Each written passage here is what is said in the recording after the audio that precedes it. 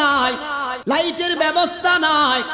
এই অন্ধকার করে ঘরের মধ্যে একজন প্রসূতি মহিলা কিছুক্ষণের মধ্যে ডেলিভারি হতে যাচ্ছে।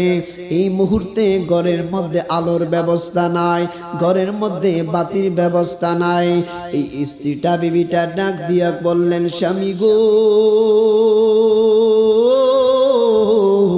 একটুখানি আলো যদি ব্যবস্থা করে দিতেন, একটু বাতির ব্যবস্থা যদি করে দিতেন, আমার এই সন্নিকটের সময়, আমার এই মুসিবতের সময় যদি আলোর ব্যবস্থা না করতে পারেন, বড় মুসিবতের মধ্যে পড়ে যাব। এই মহিলার স্বামীটা পূর্বেই সে ওয়াদাবদ্ধ হয়েছিল, নিজেকে নিজে ওয়াদাবদ্ধ করিয়েছিল, জীবনে কোনো দিন কারো কাছ থেকে কোনো বিষয়, কোনো জিনিস, কোনো বস্তু হাওলাত করে আনবে না, কারো কাছে কোনো জিনিসের জন্য হাত পাতবে না। ইঞ্জিনিয়ারিং টাইমে এই স্ত্রীটা ডাক দিয়া কই, স্বামী গো, আপনি যদি এই মুহূর্তে আমার জন্য বাতির ব্যবস্থা না করতে পারেন, আমার জীবনের আশঙ্কা হচ্ছে মনে হয়। ইঞ্জিনিয়ারিং টাইমে ওই পুরুষটা ঠিক চিন্তা করলো, এই সময় যদি আমি বাতির ব্যবস্থা না করতে পারি, আমার স্ত্রীর বড় সমস্যা হয়তো বা হয়ে যাবে। এই পুরুষটা নিজের অঙ্গীকার ভঙ্গ করে মানুষের দুয়ারে দুয়ারে চললো, একটুখানি তেলের জন্য, হারিকেন জ্বালাইবার জন্য, একটুখানি তেলের জন্য মানুষের দুয়ারে দুয়ারে গেল। কিন্তু সমস্ত মানুষ এই লোকটাকে একটা ফুটা পর্যন্ত তেল দিল না। এই লোকটা সমস্ত রাত্রিবেলা শুধু তেলের তারা সে সমস্ত রাত্রটা কাটায় দিচ্ছে। অবশেষে এই লোকটা বিষণ্ণ মনে, কষ্ট মন নিয়ে এই লোকটা ঘরের বারান্দার মধ্যে চলে আসলো। এই লোকটা চিন্তা করলো, হাই হাই রে, আমি আমার স্ত্রীর এই অন্তিম মুহূর্তে, বিপজ্জনক মুহূর্তে এক ফোঁটা তেলের ব্যবস্থা করতে পারি নাই। আমি কেমন স্বামী হইলাম, আমি কেমন দায়িত্ববান স্বামী হইলাম। স্ত্রীর এই মুহূর্তে এক ফোঁটা তেলের ব্যবস্থা না করতে পারলে পৃথিবীর প্রত্যেকটা স্বামীরই কিন্তু বড় খারাপ লাগবে, ঠিক না বেটি? এই লোকটা কি করলো রে বাজার? এই লোকটার চোখের কোণার মধ্যে পানি আসলো গো। পানি আসার সঙ্গে সঙ্গে লোকটা কান্দে, মালিক, এক ফোঁটা তেলের জন্য বাড়ি বাড়ি গেলাম, মানুষের দুয়ারে দুয়ারে গেলাম, এক ফোঁটা তেলের জন্য গেলাম, কোনো মানুষ আমাকে তেল দিল না, তেল দিয়ে আমাকে সহযোগিতা করল না। এই মুহূর্তে তুমি মালিক ছাড়া আমাকে সহযোগিতা করার মতো পৃথিবীতে কেউ নাই। কিতাবের মধ্যে দেখলাম গো, এই লোকটা কানতে কানতে তন্দ্রা অবস্থায়, তন্দ্রা মানে না ঘুমের মধ্যে না সজাগের মধ্যে, এই অবস্থাটাকে বলা হয় তন্দ্রা। এই লোকটা বলতেছে, আমি কানতে কানতে আমি ঘুমের মধ্যে চলে গেলাম। ঘুমের মধ্যে যাওয়ার পরে আমি তাকায়া দেখতেছি রহমাতুল লিল আলামিন নবীজি আমার স্বপ্ন যোগে আমাকে দেখা দিয়েছে। আমার নবী আয়েশা ডাক দিয়া বলল, পাগল, তেলের জন্য বাড়ি বাড়ি গেলাম, কোন মানুষ তেল দিল না, কোন মানুষ এক ফোঁটা তেল দিয়ে সহযোগিতা করলো না। তোমার মনে বড় কষ্ট বুঝি, চিন্তা করবা না রে পাগল, তোমার স্ত্রী গর্ভ থেকে এমন একজন সন্তান দুনিয়ার বুকে ভূমিষ্ঠ হবে, যেই মহিষী সে হবে একজন কন্যা, তিনি হবেন একজন নারী। এই কন্যাটা, এই কন্যার জন্য সমস্ত পৃথিবীর মানুষ আফসোস করবে, সমস্ত পৃথিবীর মানুষ তার সুনাম বলবে, প্রশংসা করে বেড়াবে। শুধু তাই নয় রে পাগল, তোমার এই কন্যার কারণে, তোমার এই কন্যা কাল কিয়ামতের ময়দানে আমার গুনাহগার উম্মতদের মধ্য হতে ৭০,০০০ গুনাহগার উম্মতকে সুপারিশ কইরা জাহান্নাম থেকে মুক্তি দিয়া দিবে। আপনার নবী আমার নবী ডাক দিয়ে দিয়ে বললেন পাগল রে পেরেশানি হইও না চিন্তা কইরো না মনের মধ্যে কষ্ট নিও না একটা কাজ করো তুমি নবী গো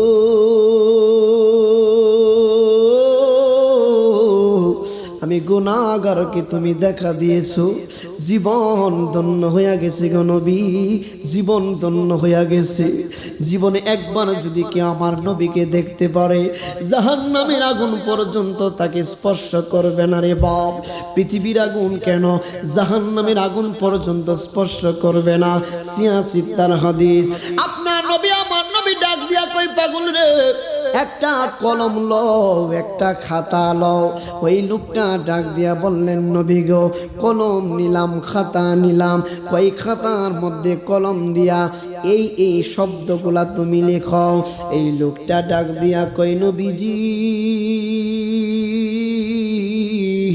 এই কলম দিয়া খাতার মধ্যে কথাগুলা লেখার পরে আমি খাতাটা কোথায় নিয়ে যাব আমার নবী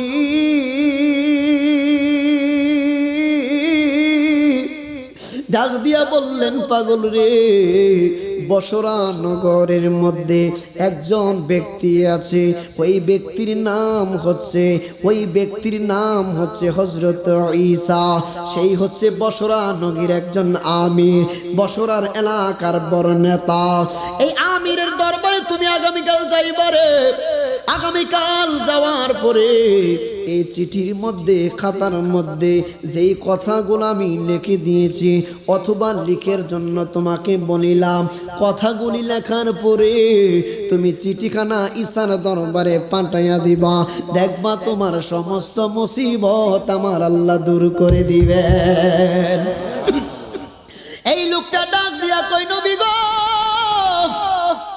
আমাকে আপনি দেখা দিলেন মুসিবত দূর করার জন্য ব্যবস্থা করে দিলেন নবী গো সুসংবাদ দিলেন আমার মহিষী কন্যা সন্তান দুনিয়ার বুকে ভূমিষ্ঠ হবে আপনার নবী আমার নবীজি হঠাৎ করে স্বপ্ন যোগ থেকে মানে এই লোকটার হঠাৎ করে ঘুম ভাঙ্গা গেছে এই রকম ভাবে অসংখ্য আউলিয়া কেরামকে আমার নবী আপনার নবীজি স্বপ্ন যোগে দেখা দিয়েছেন জোরে বলুন সুবহানাল্লাহ আর জোরে বলুন সুবহানাল্লাহ ওরে ও গো মায়ার নবী গো তুমি দেখা দিয়া কেন রইলা না বলুন ও গো মায়ার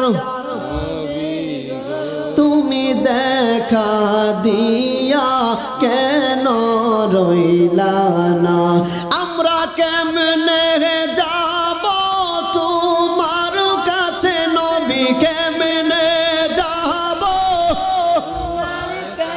নবী স্বপ্নে এসে বলো না তুমি প্রেম শেখায়া ইলো কাইলা বলুন ও গো মায়ার মাশাআল্লাহ তুমি প্রেম শেখায়া লোকাইলা আমরা কেমনে যাব মদিনাতে নবী কেমনে যাব নাতে নবী স্বপ্নে এসে বলো না তুমি প্রেম শেখায়া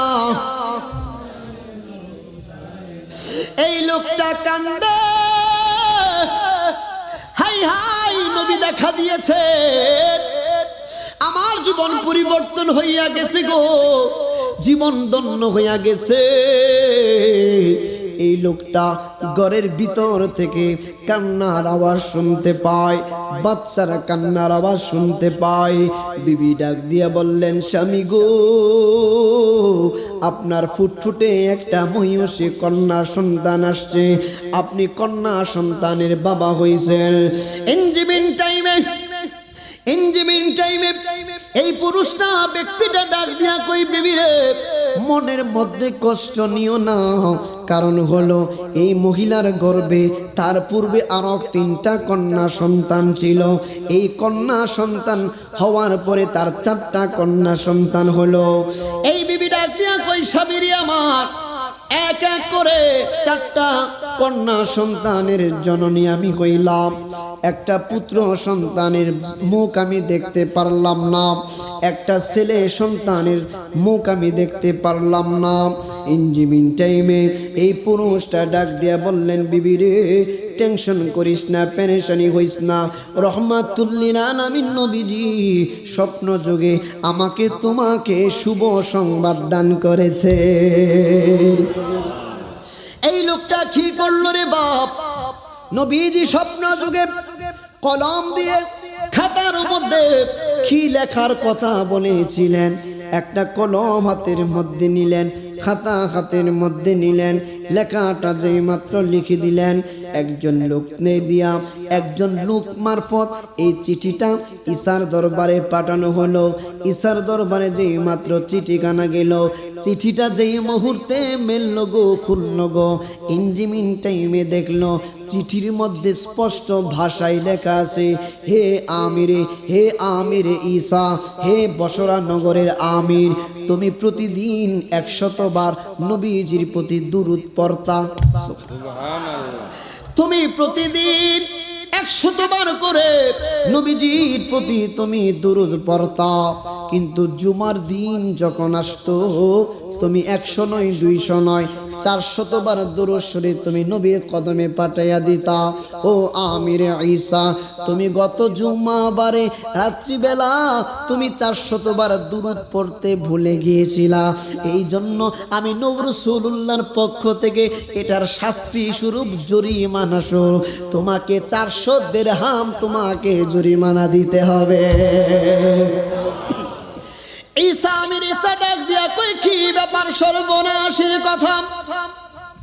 আমি প্রতিদিন 100 বার করে দুরূদ শরীফ পাঠ করে, নবী তো জানেন, বুঝলাম এই যে জুমার রাত্র আসলে 400 বার করে আমি দুরূদ শরীফ পাঠ করি, নবীজি জানেন, বুঝলাম, কিন্তু এই লোকটা কি কইরা জানলো?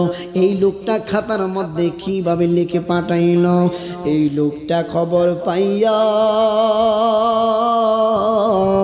সাথে সাথে 1000 দিরহাম মানুষকে দান কইরা দিছে।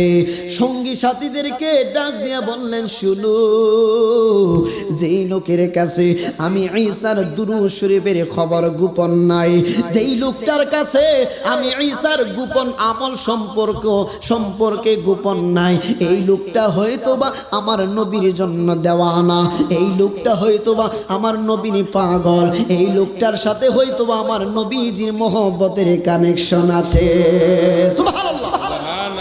এই লোকটা ডাক দিয়া কই, শুনো,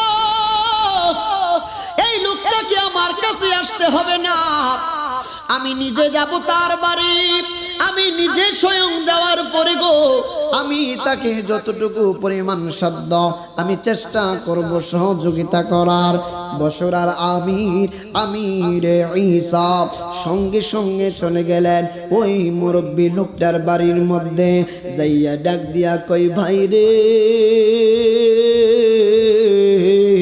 আমার দুরূদ শরীফের খবর তুমি কেমনে জানলা? আমি জুমার রাত্রে 400 বার দুরূদ শরীফ পাঠ করি, আর আমি গত জুমার রাত্রে পাঠ করি নাই, এটার খবর তোমাকে কে দিল? কই, অন্য কেহ দেয় নাই, আমার রহমাতুল্লিল আলামিন নবীজি আমাকে স্বপ্নে বলে দিয়েছেন। এই লোকটা ডাক দিয়া কো, ভাই রে, পেরেশানি হইও না, চিন্তা করিও না, এই নাও 400 দিরহাম, আর তোমাকে আমি বলে দিয়ে যাই, তোমার যেই সময় যত টাকার প্রয়োজন, ওই সময় তো টাকাকে টাকা বলতো না, এক্সাম্পল দিয়ে বলছি, তোমার যেই সময় যত পরিমাণ টাকার প্রয়োজন আমাকে বলবা, আমি তোমার প্রয়োজন মিটিয়ে দিব, আমি নিজে এসে তোমার প্রয়োজন মিটিয়ে দিব, কারণ তুমি তো কোনো সাধারণ পুরুষ না, তুমি হইলা জান্নাতি মেহমান। সুবহানাল্লাহ। আমার বন্ধুরা, বাবারা, 4টা কন্যা সন্তান হলো রে বাপ, 4টা কন্যা সন্তান হওয়ার পরে এই মহিলাটা মানে বৃদ্ধ মহিলাটা অনেক দিন হয়ে গেল। অনেক দিন হয়ে যাওয়ার পরে ছেলে মেয়েগুলা বড় হয়ে উঠল। 4 নাম্বার মেয়ের নাম রাখলো রাবিয়া। রাবিয়া বুসরি, যেটা রাবিয়া মানে 4। রাবিয়া শব্দের অর্থই হলো 4। এই রাবিয়া বুসরি রহমাতুল্লাহি আলাইহা আম্মাজান বয়োজ্যেষ্ঠ হয়ে গেল রে বাপ। বয়োজ্যেষ্ঠ হয়ে যাওয়ার পরে রাবিয়া বুসরির মা হঠাৎ করে দুনিয়া থেকে বিদায় গ্রহণ করলেন। একবার জুড়ে বলা যাবে কি আল্লাহু আকবার? আরো জুড়ে বলা যাবে কি ইয়া রাসূলুল্লাহ? মা তুমি আমার আগে যেও না গো মোরে, মা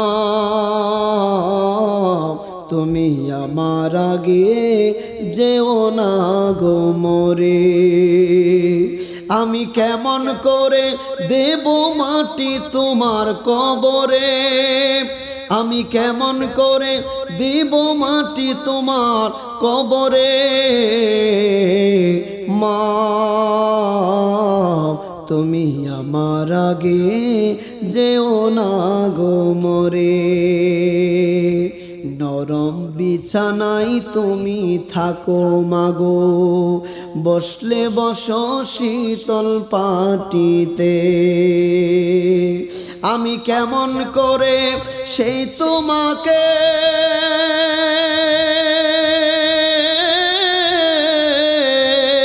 আমি কেমন করে সেই তোমাকে শুয়াবো গো শক্ত মাটিতে, শুয়াবো গো শক্ত মাটিতে। মা তুমি আমার আগে যেও না গো মোরে। রাবিয়া বুসরি কান্দে। রাবিয়া বুসরি 3টা বোনকে নিয়ে কান্নাকাটি করে গো। মা নাই, মা দুনিয়া থেকে চলে গেছে। যাদের মা নাই একমাত্র বোঝেন তাদের মায়ের ব্যথা কত। মা না থাকলে সন্তানের প্রত্যেকটা কাজ এলোমেলো হয়ে যায়, ঠিক না বেঠিক? মা না থাকলে প্রত্যেকটা সন্তানের কাজ গো এলোমেলো হয়ে যায়।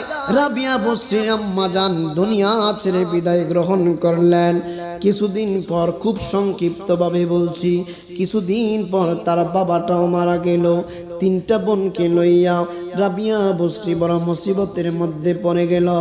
একদিন এই বাড়ির মধ্যে কাজ করে খাবার খায়, অপর দিন অন্য বাড়িতে কাজ করে খাবার খায়। এক বেলা খাবার জুটলে 2 বেলা উপোস থাকে। 2 বেলা বোনদের মুখে খাবার দিতে পারে না। হঠাৎ করে এই বসরা নগরীর মধ্যে গো দুর্ভিক্ষ দেখা দিল। খাবারের বড় অভাব, পানির বড় অভাব, প্রত্যেকটা বিষয়ের বিস্তারিত বিশালভাবে যখন অভাব দেখা দিল, মানুষ একে অপরকে চিন্তায় করে খাবার নিয়ে নেয়, ধন সম্পদ চুরি করে নেয়।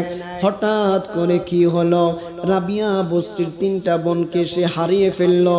খুব সংক্ষিপ্তভাবে বলছি, রাবিয়া বুসরি রহমাতুল্লাহি আলাইহা 3টা বোনকে হারিয়ে ফেললো গো। একা একা হয়ে গেল। একা রাবিয়া বুসরি রহমাতুল্লাহি আলাইহা মানুষের বাড়িতে কাজ করে দিনের পর দিন অনাহারে থাকতেছে। 1 বেলা খাবার খাওয়ার পরে 2 বেলা উপোস থাকতে হয়। হঠাৎ কইরা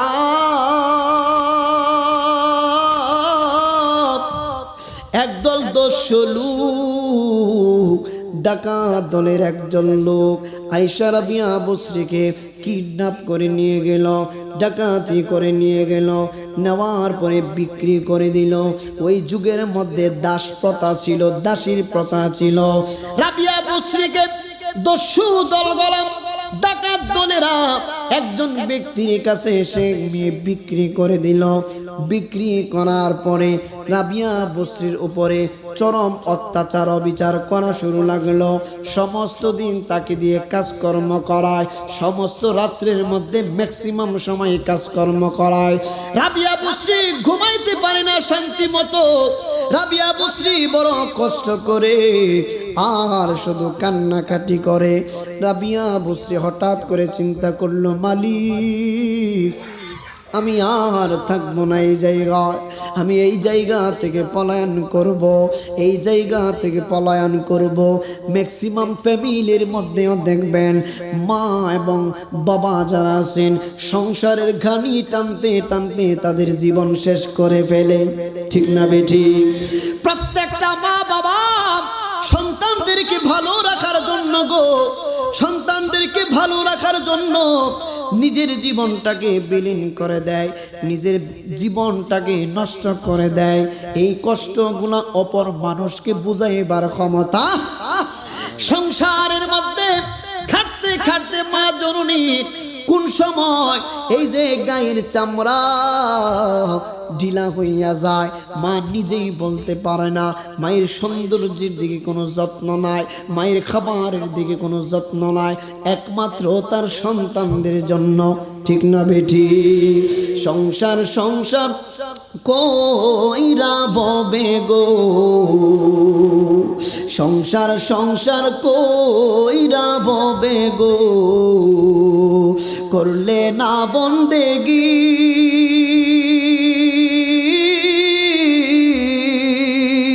এইভাবে কাটাইবি মনরে, কবরের জিন্দেগি রে, ওরে জীবন গুনাই গুনাই গেল রে, ওরে জীবন গুনাই গুনাই গেল রে, ঠিক না বেটি?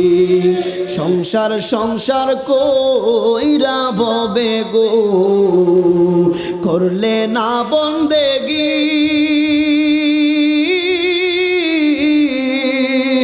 এইভাবে কাটাইবি মনরে, কবরের জিন্দেগি রে, ওরে জীবন গুনাই গুনাই গেল রে, ওরে জীবন গুনাই গুনাই গেল রে।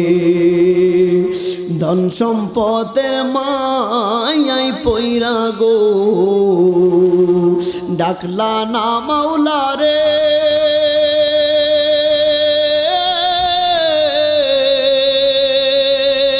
কি জানি কি উপায় হইব গো, অন্ধকার কবর রে, ওরে জীবন গুনাই গুনাই গেল রে, ওরে জীবন গুনাই গুনাই গেল রে। নিঃশ্বাসেরই বিশ্বাস কইরা গো, বাদলা বাড়ি ঘর,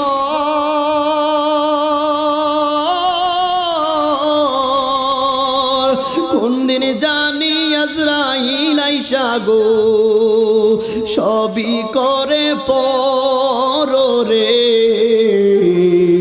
ওরে জীবন গুনাই গুনাই গেল রে, ওরে জীবন গুনাই গুনাই গেল রে, ঠিক না বেটি? বাড়ির পাশে কবর ঘরে গো, বাজবা বাসা ঘর,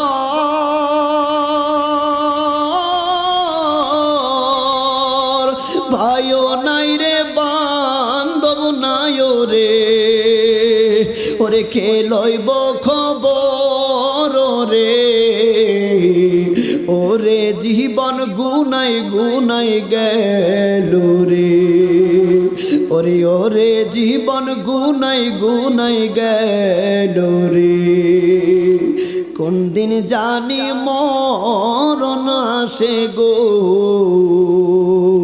কোন দিন জানি মরণ আসে গো,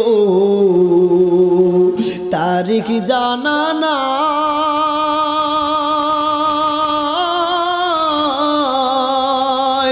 মরণ কালে বিপদ হইলে গো, তোমার দেখা চাই রাসূল গো, ওরে জীবন গুনাই গুনাই গেল রে, ওরে জীবন গুনাই গুনাই গেল রে।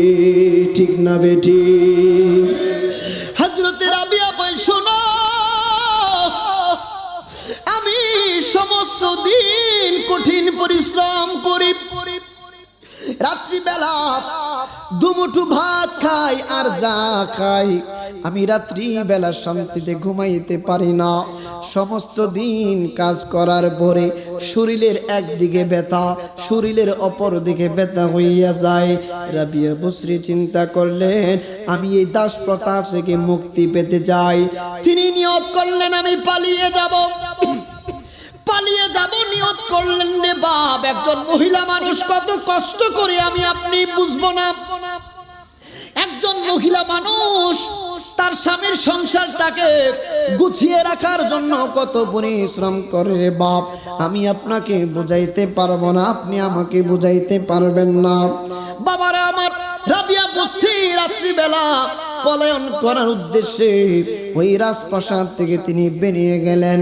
অন্ধকার রাত্রি, অন্ধকার রাস্তা দিয়ে হাঁটতেছেন। হাঁটতে হাঁটতে হাঁটতে হাঁটতে হঠাৎ করে রাবিয়া বসরি হুচট খেয়ে তিনি পড়ে গেলেন মাটির মধ্যে। পড়ে যাওয়ার পরে উঠতে পারে না গো, ভীষণ ব্যথা পেয়েছেন, বিষের যন্ত্রণা। রাবিয়া বসরি চটপট করতেছে, মালিকের দরবারে কান্নাকাটি করে, মালিক এই বুঝি রাখছো কপালে, এই বুঝি রাখছো কপালে, এই বুঝি রাখছো দুনিয়ার চলাফেরা। মালিক এখন আমি কি করব?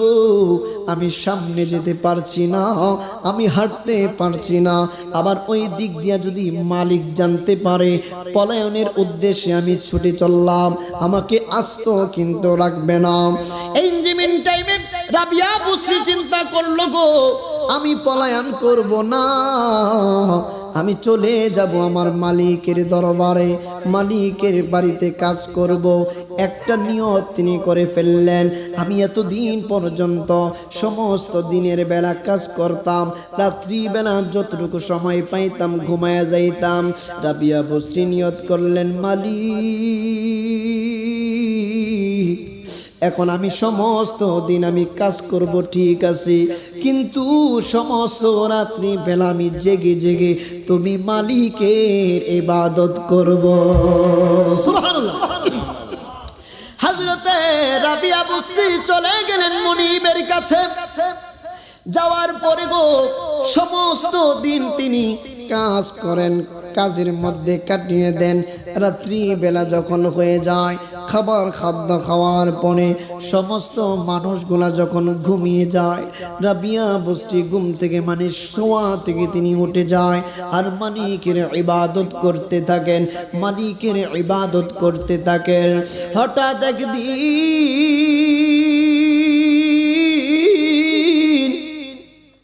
রাবিয়া বসরি যেই বাড়ির মধ্যে কাজ করে ওই বাড়ির মনিব একদিন রাত্রিবেলা উঠলেন 12টার সময়, এক্সাম্পল দিচ্ছি, বেশি রাত্রে উঠলেন। গভীর রজনীতে ওঠার পর তিনি দেখেন সমস্ত কামরার মধ্যে অন্ধকার দেখা যায়, সবাই ঘুমিয়ে আছে। একটা কামরার মধ্যে এখনো পর্যন্ত আলো জ্বলে, প্রদীপ জ্বলে। খোঁজ নিয়ে দেখা গেল এই কামরাটা, এই যে কামরার মধ্য থেকে আলো দেখা যায়, ওই কামরাটার মধ্যে থাকে হযরতে রাবিয়া। কি ব্যাপার রাবিয়া, তুমি রাত্রি বেলা কেন এইরকম ভাবে সজাগ থাকো? আমি জিজ্ঞেস করব। কিন্তু দেখা গেল বন্ধুরা, এই মনিবগো চুরে যেই মাত্র কামরার আশেপাশে গিয়ে ঘোরাঘুরি করে দেখার পরে তিনি দেখলেন রাবিয়া কোন মাওলার জিকির করে গো, এমন মাওলার জিকির করে যে মাওলার জিকির শুই না তার মনি পর্যন্ত পাগল হয়ে গেছে। আল্লাহু আকবার। রাবিয়া বসরি মালিকের জিকির করে, মালিকের ইবাদত করে। মুনিবের অন্তরে আল্লাহর খৌফ আসলো, আল্লাহর ভয় ঢুকে গেল। যেই বান্দিটাকে সমস্ত দিন আমি কাজকর্ম করাই, এই বান্দিটা সমস্ত রাত মালিকের ইবাদতের মধ্যে কাটিয়ে দেয়। এই মুনিবটা চিন্তা করলো, রাবিয়া বুসরিকে আমি মুক্ত করে দিব, আমার দাসী হিসেবে আর তারে আমি রাখবো না। সকালবেলা ডাক দিয়া কয়, রাবিয়া যাও যাও যাও, আমি তোমাকে দাসপ্রথা থেকে মুক্তি করে দিলাম, মুক্ত করে দিলাম তোমাকে, আমার দাসী হইয়া তোমাকে আর থাকতে হইব না। রাবিয়া অবলোকন দৃষ্টিতে ডাক দিয়া বললেন, মুনিব এতদিন পর্যন্ত আপনার নুন খাইলাম, এতদিন পর্যন্ত আপনার বাসার খাবার খাদ্য খাইলাম, কেমনে আপনাকে একা ফেলে রেখে চলে যায়? একটা শর্ত মালিক, আমি কাজ করব যতটুকু, আমার ইবাদতের মধ্যে কেউ কিন্তু বাধা দিতে পারবে না। মুনিব ডাক দিয়া কই, রাবিয়া গো, না না না, আমি তোমাকে দিয়ে আমার ফ্যামিলির কাজকর্ম করাইতে পারবো না। তুমি কোনো সাধারণ মহিষী কন্যা নও, তুমি হচ্ছে অসাধারণ কন্যা। পৃথিবীর সমস্ত মানুষ সমস্ত দিন কাজ করার পরে গো, রাত্রি বেলা যখন সন্ধ্যা হয়ে যায়, মানুষের শরীরের মধ্যে ক্লান্তি চলে আসে, মানুষের চোখের মধ্যে ঘুম চলে আসে। তুমি কেমন মানুষ, সমস্ত দিন কাজকর্ম করার পরেও তোমার শরীরের মধ্যে সুতা পরিমাণ ক্লান্ত নাই? তুমি যে মালিককে ডাকো, ওই মালিককে তুমি অত সুন্দরভাবে ডাকো, তুমি এত সুন্দর কইরা মহান মালিকের ইবাদত করো, এত সুন্দর কইরা তুমি মালিকের জিকির করো গো। না না না, আমার বাসার কাজ তোমাকে আর দিয়ে আমি করাইতে পারবো না, তোমাকে আমি দাসপ্রথা থেকে মুক্ত করে দিলাম। ইঞ্জিমিন টাইমে রাবিয়া বুসরি দাসপ্রথা থেকে যেই মাত্র মুক্ত হইয়া গেলেন, রাবিয়া বুসরি চিন্তা করলেন, মালিক তোমার ইবাদতের জন্য আমাকে তুমি সৃষ্টি করেছ।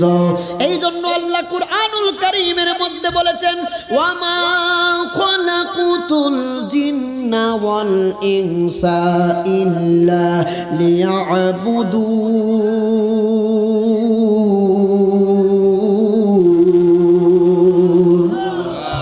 আল্লাহ বলছেন, মা খালাকুতুল জিন্না ওয়াল ইনসা, আমি মানুষ এবং জিন জাতিকে সৃষ্টি করি নাই, ইল্লা হ্যাঁ তবে করেছি, লিয়াবুদুন, একমাত্র আমি আল্লাহর গোলামি করার জন্য, একমাত্র আমি মালিকের ইবাদত করার জন্য। একবার জুড়ে বলা যাবে কি সুবহানাল্লাহ? রাবিয়া বুসরি কি করলো বাবা?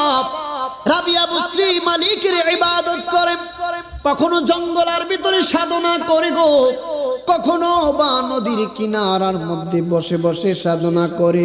রাবিয়া বুসরি এত বয়োজ্যেষ্ঠ হয়ে গেল, বৃদ্ধ বয়স, মানে মোটামুটি ভালো একটা বয়সে উপনীত হলো।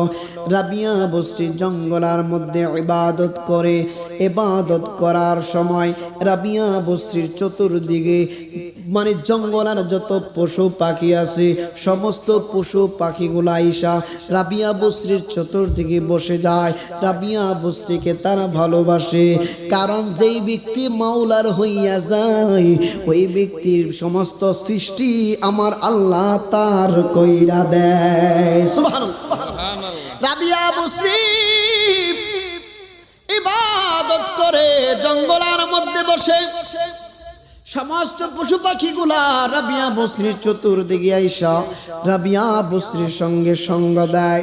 হঠাৎ করে একদিন তিনি দেখতে পেলেন রাবিয়া বুসরি ইবাদতের মধ্যে মশগুল। হঠাৎ করে তিনি দেখতে পেলেন আশ্চর্যের ব্যাপার, আমি ইবাদত করতেছিলাম, ইঞ্জিমিন টাইমে সমস্ত পশুগুলা রাবিয়া বুসরির চতুর্দিকে যে অবস্থান করতেছিল, তাড়াতাড়ি তাড়াহুড়া করে যার যেই দিকে সুযোগ পাইছে দৌড়াদৌড়ি শুরু করে দিল।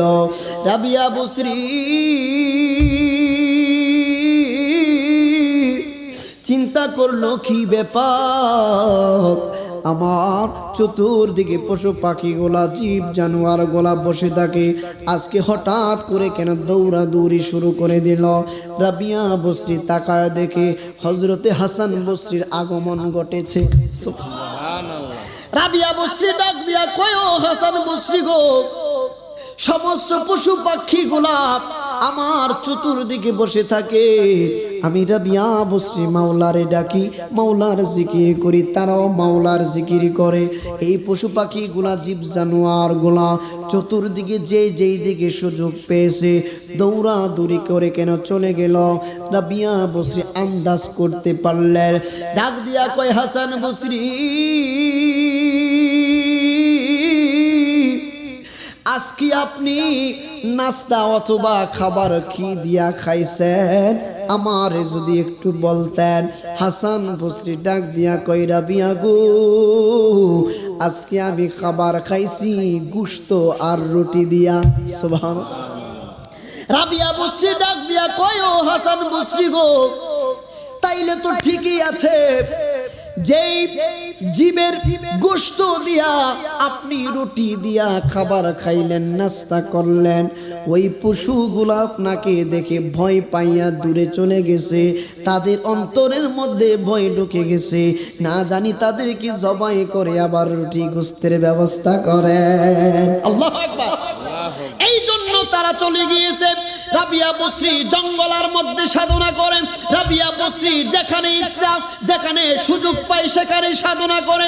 রাবিয়া বসরি সাধনা করতে করতে নদীর কিনারার মধ্যে একদিন চলে গেল। যাওয়ার পরে তিনি নদীর কিনারায় ধ্যান মগ্ন অবস্থায় বৈশা রইছে। একদিন হঠাৎ কইরা হাসান বসরি আইসা ডাক দিয়া কই রাবিয়া, ও রাবিয়া গো, এই সমুদ্রের কিনারের মধ্যে তুমি আইসা সাধনা করো, রিয়াজত করো, আসো না গো রাবিয়া। এই যে জায়নামাজ তুমি দেখতাছো, এই জায়নামাজ পানির উপরে বিছাইয়া, পানির উপরে জায়নামাজ রাইখা ওই জায়নামাজের উপরে নামাজ আদায় করি, চলো না এই কাজটা করি। রাবিয়া বসরি ডাক দিয়া কয় ও হাসান বসরি গো, এটা তো একটা মামুলি কাজ, এটা তো একটা সহজ কাজ, এর চাইতে আমার মনে হয় চলেন না আমরা শূন্যের মধ্যে নামাজ পড়ি। সুবহানাল্লাহ। চলেন না আমরা শূন্যের মধ্যে নামাজ আদায় করি।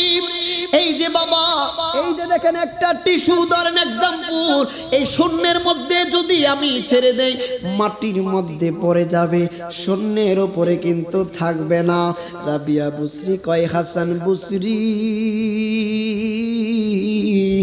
চলেন না যাই নামাজ দিয়া পানির উপরে এই যে নামাজ পড়ার কথা বলছেন, এটা তো মামুলি কাজ, সাধারণ কাজ, চলেন না আমরা শূন্যের উপরে যাই নামাজ বিছাইয়া নামাজ পড়ি, তাইলে বুঝা যাইব বড় মহৎ কাজ হইছে।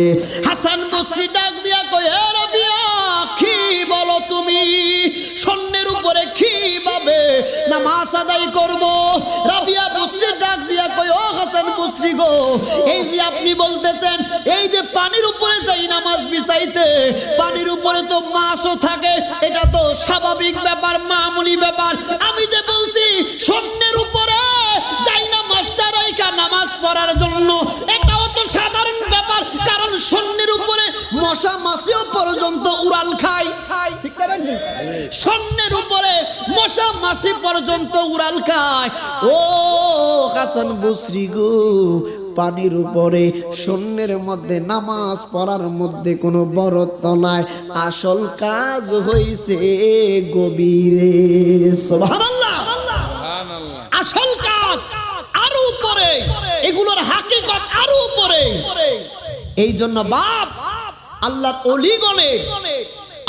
অলিগণের বিষয়গুলো বুঝতে গেলে আমাদের অনেক কিছু শেখার আছে, ঠিক না বেঠি? নারে তাকবীর, নারে তাকবীর, নারে রিসালাত, মুর্শিদ কেবলার আগমন, মুর্শিদ কেবলার আগমন, শেখ ফরিদ বাবাজান কেবলার আগমন, বাবাজান কেবলার আগমন, সকলে বলি মারহাবা। বাবারা, আমি গুনাহগার মানুষ, আমার প্রায় 1 মাস 18 কি 20 দিন হবে আমার অপারেশন হয়েছিল। আমি ফোন দিতে পারি নাই, কাউকে ফোন দিতে পারি নাই, কিন্তু মুর্শিদ কেবলা আমাকে ফোন দিয়ে খবর নিছে যে বাজান তোমার এখন কি অবস্থা। তার মানে বোঝা গেল আমি ফোন না দিতে পারলে ওনার নলেজে আমার বিষয়টা কি আছে কিনা, আছে কিনা। তো বিষয় হলো মুরিদ কি করে না করে, কি হচ্ছে না হচ্ছে, মুর্শিদের কাছে খবর থাকবে, এটাই স্বাভাবিক। সুবহানাল্লাহ কোন। এই জন্য আমি ওনার কদমে ভক্তি চুম্বন রাখি এবং সদা সর্বদা আমি আমার মরার আগ পর্যন্ত, আমি বললাম মরার আগ পর্যন্ত ইনশাআল্লাহ আমি আসবো এই দরবারে মুর্শিদ কেবলার সোহবত নেওয়ার জন্য।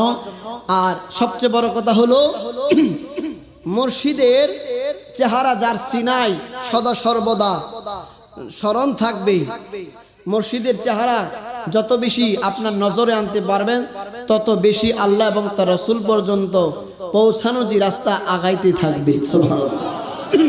আপনি যে কোনো ইবাদত করেন, যে কোনো ভালো কাজ করেন, মুর্শিদকে স্মরণ করবেন, ইনশাআল্লাহ আল্লাহ রাব্বুল আলামিন আমাকে আপনাকে আমাদের সফলতার দান প্রান্তে নিয়ে যাবেন ইনশাআল্লাহ।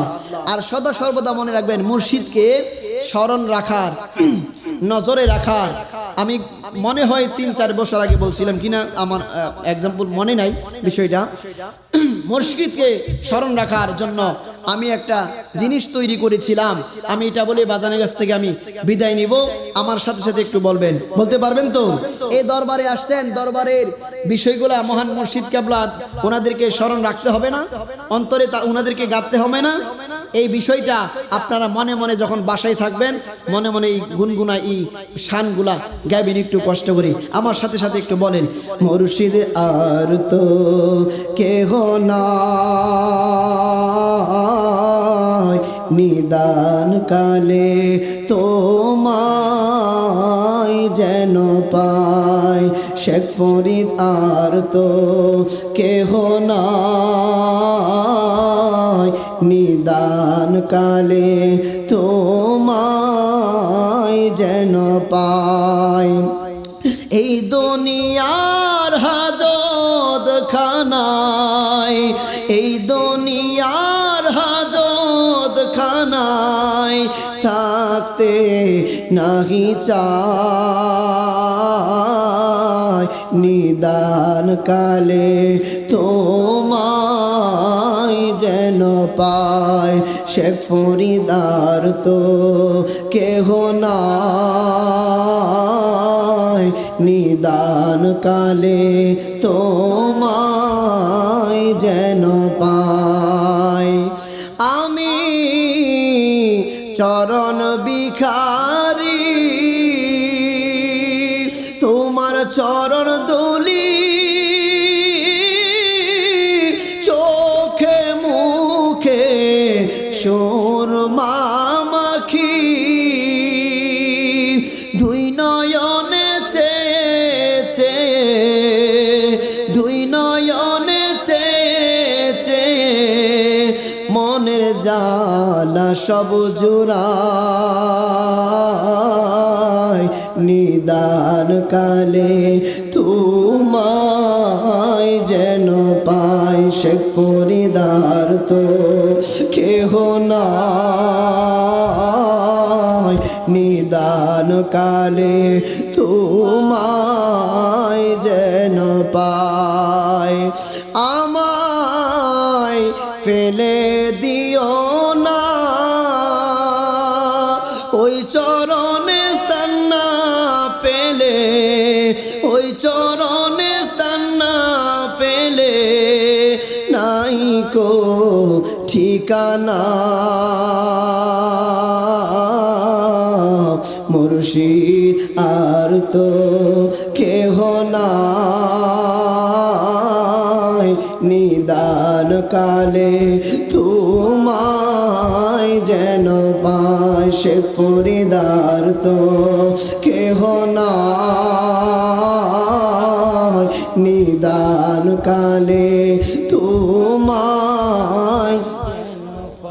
সকলে বলি মারহাবা। এই শানগুলা গানগুলা একটু আপনার হৃদয়ে গেথে মনে মনে বলবেন, যেখানে থাকেন কাজ করেন, মনে মনে আপনার স্মরণ করবেন, দেখবেন আল্লাহ রহমত ইনশাআল্লাহ আপনার আমার মধ্যে পৌঁছে যাবে ইনশাআল্লাহ। আল্লাহ রাব্বুল আলামিন আমাকে আপনাকে বোঝার তৌফিক